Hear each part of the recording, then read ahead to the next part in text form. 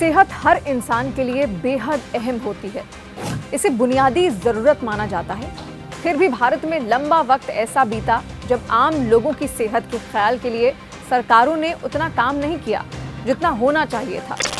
देश में जिनकी लंबे समय तक सरकारें रही, उन्होंने देश के हेल्थ केयर सिस्टम के संपूर्ण विकास के बजाय उसे सुविधाओं से वंचित रखा। नरेंद्र मोदी सरकार ने इसी कमी को दूर करने के लिए एक बड़ा कदम उठाया। वो तारीख थी 23 सितंबर 2018। पीएम मोदी ने इसी दिन आयुष्मान भारत प्रधानमंत्री जन आरोग्य योजना लॉन्च की। ये योजना हेल्थ केयर के मोर्चे पर जनता के लिए वरदान साबित हुई है और इस बात को हम नहीं कह रहे, बल्कि आंकड़े खुद बयां करते हैं। आयुष्मान भारत योजना दुनिया की सबसे बड़ी publicly funded health assurance scheme है। इस योजना के तहत पात्र लाभार्थियों को हर साल माध्यमिक और तृतीयक देखभाल अस्पताल में भर्ती होने के लिए प्रति परिवार 5 लाख रुपए तक का कवरेज मिलता है।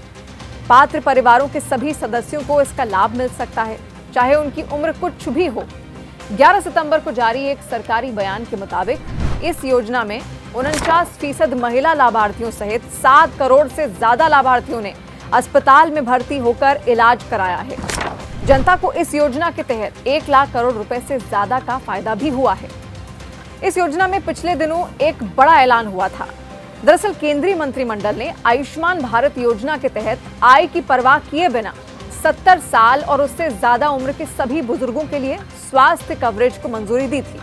मतलब ये कि अब 70 साल और उससे ज्यादा उम्र के सभी बुजुर्ग आयुष्मान भारत योजना के लाभार्थी होंगे, भले ही उनकी सामाजिक या आर्थिक स्थिति कुछ भी हो। इस कदम का टारगेट 6 करोड़ बुजुर्गों वाले लगभग 4.5 करोड़ परिवारों को पारिवारिक आधार पर 5 लाख रुपए के मुफ्त स्वास्थ्य बीमा कवर की सुविधा देना है।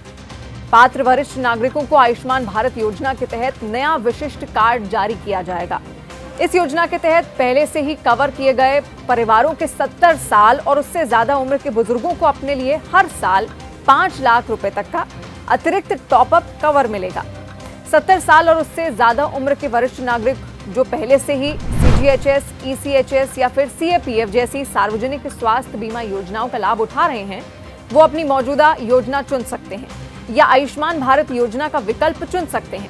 यहाँ एक बड़ी बात यह भी है कि 70 साल और उससे ज्यादा उम्र के बुजुर्ग जो निजी स्वास्थ्य बीमा पॉलिसियों या कर्मचारी राज्य बीमा योजना के तहत लाभार्थी हैं, वो आयुष्मान भारत योजना के दायरे में आ सकेंगे।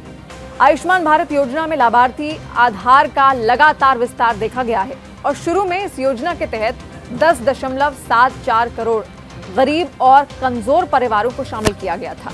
फिर भारत सरकार ने जनवरी 2022 में इस योजना के तहत लाभार्थी आधार को 10.74 करोड़ से संशोधित कर करीब 12 करोड़ परिवारों तक कर दिया।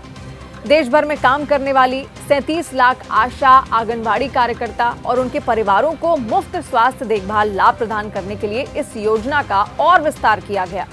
फिर मिशन को आगे बढ़ाते हुए अब देश भर में 70 साल और उससे ज्यादा उम्र के सभी नागरिकों को इस योजना का विकल्प दे दिया गया है।